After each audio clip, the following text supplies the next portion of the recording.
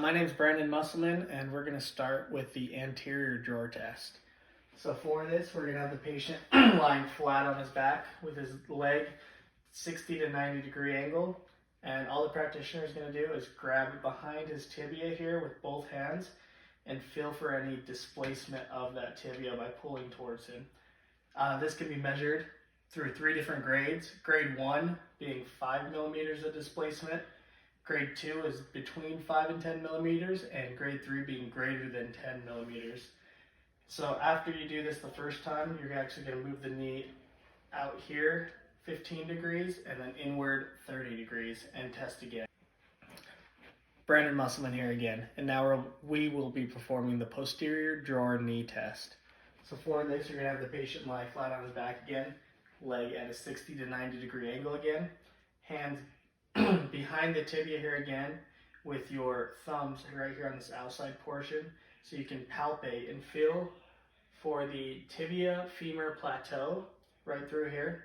Again, this has 3 separate grades. The first grade being with it not flush with the femoral condyles.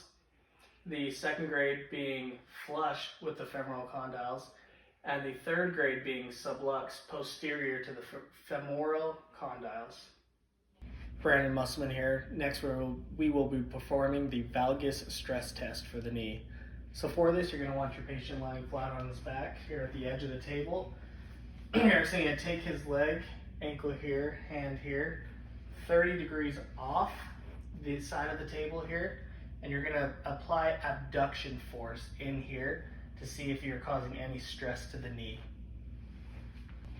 Brandon Musselman here. Next we'll be performing the varus adduction test for the knee. So for this, you're going to want your patient lying in the supine position, leg off the table at about a 30 degree angle again.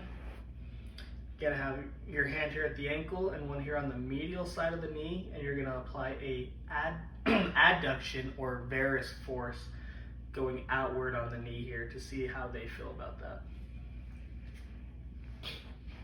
Brandon Musselman here. Next we'll be performing the Apley's compression test. So for this, your patient's going to be lying here on his stomach. You're going to take both feet up at a 90 degree angle, and you're going to externally rotate his tibias outward with his knees flexed to their limit. Next, what we're going to do is rotate his feet inward and extend his knees down like this. From there, we're going to come back, and what we're going to do is actually place our knee on the back of his femur to hold it there in place, and we're actually going to compress down just like this on his tibia, and then externally rotate. Any signs of pain on this one would be a positive sign for the or a sign of a positive test on the Apley's compression test. Brandon Musselman here. Next we'll be doing the Thessaly meniscus test. So for this, the patient's going to stand on one leg with a 5 degree bend in his knee while I support him. Next, he's going to rotate internally and externally 3 times. 1, 2, 3. And then again, he's going to do the same thing with his knee bent at a 20 degree angle, so slightly deeper. And 3 times again. Any pain or discomfort you feel in the lower portion of your knee here would be a positive sign for a test on this one. Brandon Musselman here. Next we'll be demonstrating the hamstring 90-90 test. So for this, your patient is going to lie supine on his back. He's going to lift his legs to a 90 degree angle here like this, and he's going to support his legs with his hands behind his back here. And what he's going to do is extend his legs to as far as he can, one at a time. Yeah, just do one at a time. And then alternate.